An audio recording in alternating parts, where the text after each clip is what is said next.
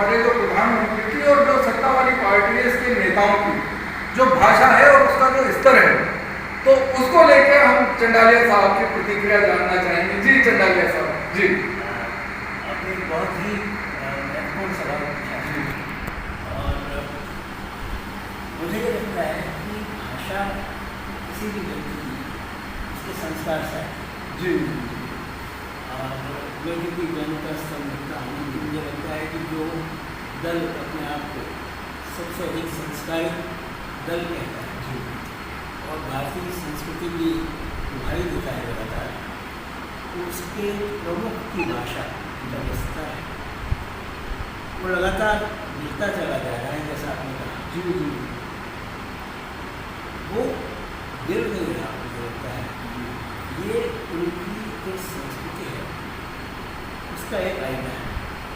जी व्यक्ति जब बचपन से बड़ा होता है जिस तरीके की भाषा देखता है और सुनता है और जिस माहौल में उसका विकास होता है वो वैसी भाषा अर्जित कर लेता है।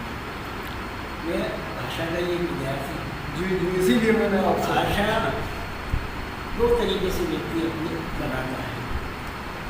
एक हम कहते हैं लैंग्वेज एक्विजिशन, अर्थात भाषा ग्रहण करना, और दूसरा लैंग्वेज लर्निंग या भाषा सीखना। तो बेचारे प्रधानमंत्री जी को भाषा सीखने का अवसर तो मिला नहीं, क्योंकि कभी विद्यालयों में या विश्वविद्यालयों में पढ़ने का अवसर उन्हें नहीं मिला। तो उनके पास एक ही बचा था सिर्फ, वो था भाषा अर्जित करना। और जो भाषा अर्जित करने का माध्यम होता है वो होता है बाई इमिटेशन, अर्थात जैसा हम सुनते हैं वैसा हम बोलते हैं। तो जिस संस्कारवान पार्टी से वो आए हैं उस संस्कारवान पार्टी की संभवतया यही आदर्श भाषा है। इसलिए यही टिप्पणी मैं कर सकता हूँ कि ये भाषा उनके संस्कार को प्रदर्शित करने वाली भाषा है। लेकिन मैं ये ज़रूर कहना चाहूँगा कि भारत की जो छवि है अंतर्राष्ट्रीय स्तर पर उसको बहुत नुकसान इस तरीके की भाषा से होना है। हमारा लोकतंत्र हम ये कहते हैं कि दिन प्रतिदिन परिपक्व होता जा रहा है, लेकिन ऐसे नेता ये साबित करते हैं कि उनकी परिपक्वता में अभी बहुत रोशनदार बात है। यदि हम उनकी तुलना पूर्व के प्रधानमंत्री से करें, चाहे वो जवाहरलाल नेहरू रहे, चाहे इंदिरा गांधी रहे, चाहे स्वयं अटल बिहारी वाजपेयी जी जो कि इन्हीं की शाखा के प्राइम नेता रहे, एक संयम, एक गरिमा और एक मर्यादा भाषा की हमारे राजनीतिक दलों में सदा रही है। ये भाषा का दिवालिया है। उच्चारण की गलतियाँ, शब्द चयन की गलतियाँ तो हैं, लेकिन वैचारिक दृष्टि से ये सामंतशाही भाषा जी मुजरा या शहजादा या शहजादी, ये सब कौन से प्रतीक हैं? ये एक राजशाही सामंतशाही व्यवस्था के प्रतीक है, जिसको हमने बड़े संघर्षों के बाद 1947 में जिनसे आज़ादी प्राप्त की। हमने सिर्फ अंग्रेज़ों से आज़ादी प्राप्त नहीं की, हमने सामंतशाही से भी आज़ादी प्राप्त की।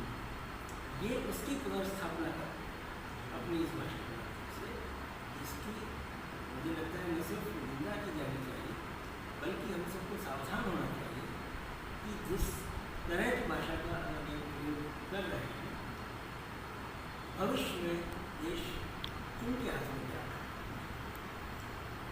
तो ये डिजाइन का हिस्सा भी लगता है। हाँ, मुझे लगता है कि ये एक राजनीतिक मजबूरी है। यदि आपने कहा कि हम राजनीति की बातें शाम को करेंगे, लेकिन जब हम किसी राजनेता की भाषा की बात करते हैं तो उसमें उसके जो राजनीतिक मंत्र है उनकी भी बात करनी है। तो जो चुनाव का पहला चरण, दूसरा चरण और तीसरा चरण, जो कुछ सर्वे रिपोर्ट्स हैं, जो कुछ अध्ययन हो रहे हैं, इससे लग रहा है कि कहीं शासक दल की स्थिति कमज़ोर है और इनका जो बड़ा घमंडपूर्ण नारा 412 का था, उसका वो नारा कहीं न कहीं असफल होता दिख रहा है। ऐसे में ध्रुवीकरण के अलावा और कोई चारा उनके पास बचा नहीं। तो ये जो सारे शब्द हैं ये उस ध्रुवीकरण का ही हिस्सा है।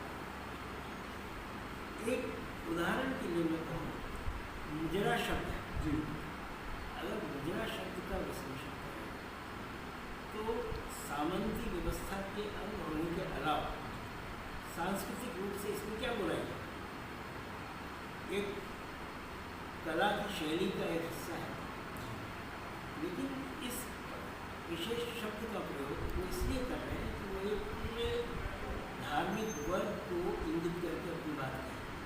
जी जी, ये आपने बहुत और अच्छा चाहे अभी जो अन्य पिछड़ा वर्ग के लोगों को आरक्षण के सवाल पर भी उन्होंने कहा है कि मुस्लिम समुदाय को आरक्षण दिया गया, उसको हम नहीं देंगे, तो ये भी झूठ है। जी। और पूरे के पूरे देश के लोगों को ध्रुवीकरण के रूप में बांट करके जो अल्पसंख्यक हैं उनको नकार देना, हाशिए पर धकेल देना और अपने वोट के लिए बहुसंख्यक का अपीसमेंट करना या उनका तुष्टिकरण करना, जी वो इस डिज़ाइन का एक पार्ट है, उसका एक हिस्सा है। महेंद्र जी इसलिए मैं तो सिर्फ यही कहूँगा आखिर में जी कि ये शायद संकेत जो है जी वो आम मतदाता को जागरूक करने के लिए, उनको ये समझाने के लिए भी है कि आप इनके झूठे वादों में, झूठी गारंटियों में न आए और विवेकपूर्वक निर्णय करके अपने मत रखें।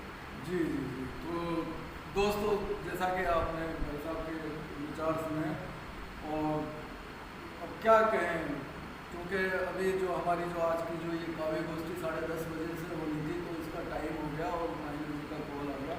तो आज की इस बातचीत को, आज की इस वार्ता को हम यहीं विराम देते हैं।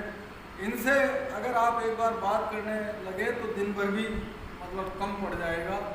तो मैं बस इसी पे अपना ये ख़त्म करता हूँ आज का वीडियो। शुक्रिया, बहुत बहुत शुक्रिया।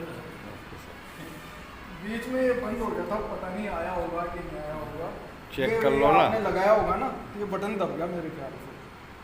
तो वो ये चेक कर लो। देखते हैं, वो तो करेंगे, चेक करेंगे फुर्सत में। नहीं, इसमें नहीं बोले आपके पद की प्रधानमंत्री की गरिमा कितनी गिराई है? कहा है मैंने। आए नहीं नहीं